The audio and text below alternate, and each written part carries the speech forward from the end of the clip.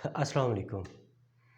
सुना है कि घोड़ा बहुत वफ़ादार जानवर है और ये बात इतनी ज़ुबान ज़द आम है कि हर शख्स बग़ैर घोड़े को आज़माए यही समझता है कि घोड़ा बहुत वफ़ादार जानवर है।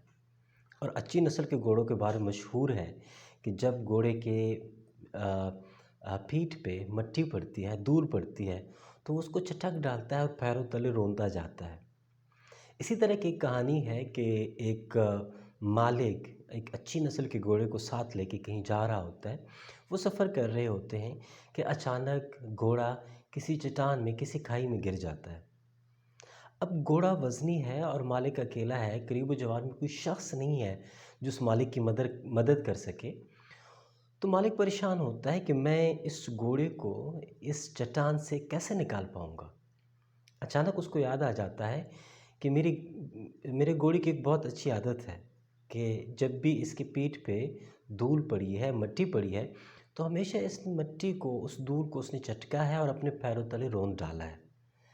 उसने क्या किया कि करीब ज्वार से मिट्टी इकट्ठी करना शुरू की और घोड़े के पीठ पे डालनी शुरू कर दी। डालते-डालते जिस तरह मिट्टी घोड़े की पीठ पे पड़ती गई, वो घोड़ा उस मिट्टी को नीचे पैरों तले रौंदता गया और करते-करते घोड़ा उस चट्टान से बाहर निकल आया।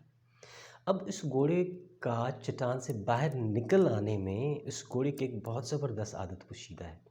वो ये है कि जो मिट्टी उसकी पीठ पे पड़ी है, जो धूल उसकी पीठ पे पड़ी है, जो कचरा उसकी पीठ पे आया है, वो उसने चटका है और पैरों तले रौंदा है।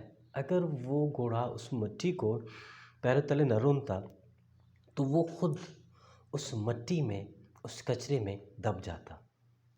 अब इसमें हमारे लिए बहुत बहुत एक अच्छा सबक है कि जब हम मुआशरे में रहते हैं तो उस मुआशरे में अ, अक्सर औक़ात ऐसा होता है कि मुआशरा आपके ख़िलाफ़ बोलता है, आप पे बातें करता है, आप पे कीचड़ उछालता है।